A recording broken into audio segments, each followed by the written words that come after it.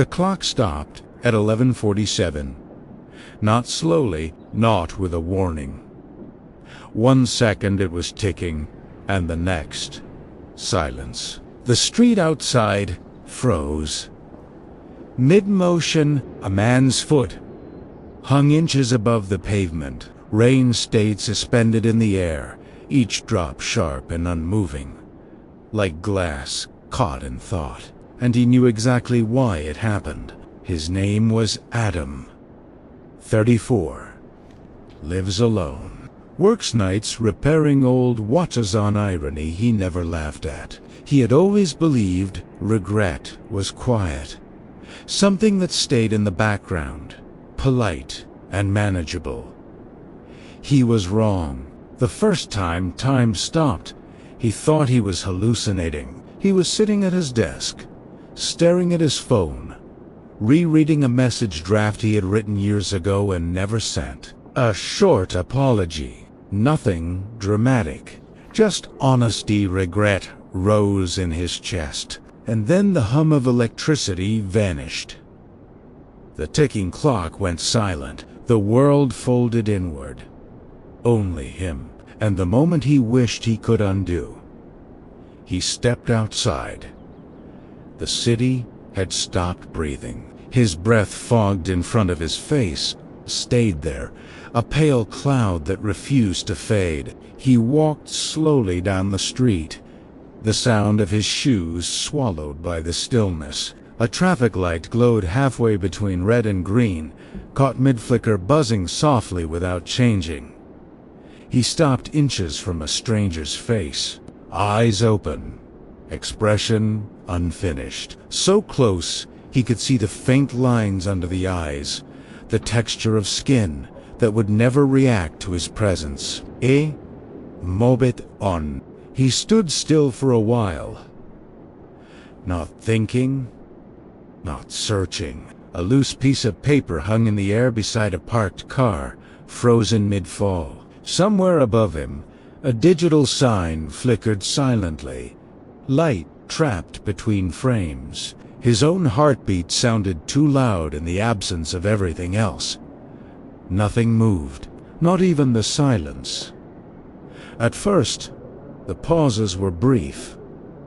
5 seconds, maybe 10. Time would snap back into place before panic could settle. He convinced himself it was stress, lack of sleep, the price of working nights alone with broken mechanisms. But regret doesn't fade on command.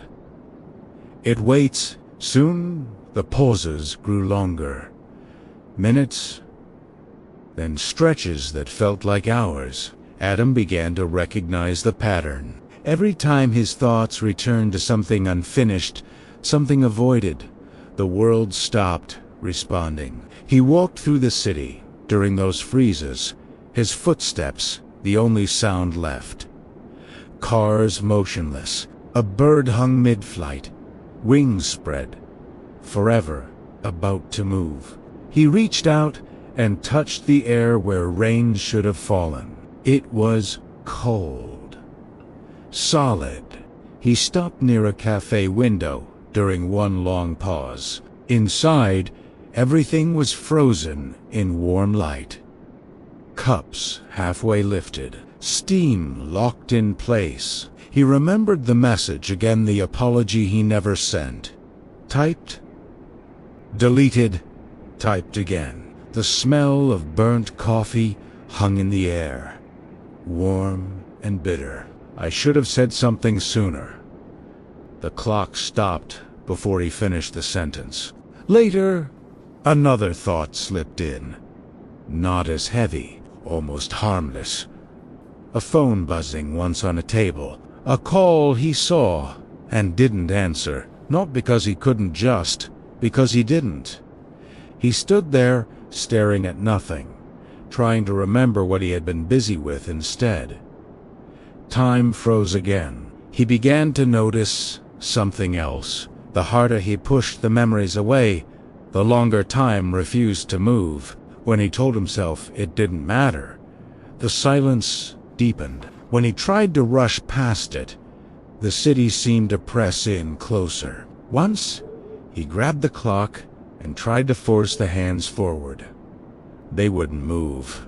A sharp pressure built behind his eyes. His ears rung, thin and high, like a sound stuck between frequencies. The air felt heavier, thicker, pressing against his chest as if the world itself were resisting him. He dropped the clock. That night, it didn't just stop. It cracked. A thin fracture spread across the glass, glowing faintly, like something under strain for too long. Adam tried to wind it forward. Nothing happened. He shook it, tapped it, forced the hands ahead. The ringing grew louder. The clock remained still. He sat down on the floor instead. Didn't rewrite the message. Didn't justify his silence. Didn't promise himself he'd do better next time. He let the moments stay exactly as they were. The second hand twitched on its own. Once, then again. Time resuming, not cleanly, not perfectly, but honestly. Sound rushed back into the room. The city and rain fell. Something was still off. The clock ticked unevenly now. A slight pause between seconds, almost imperceptible. Outside, a car horn sounded a moment too late, as if it had missed its cue. Adam stood there, listening. The clock still stops sometimes, but only when he avoids one question. If time froze for you tonight, would you fix the past, or, finally, let it stay there? One word is enough.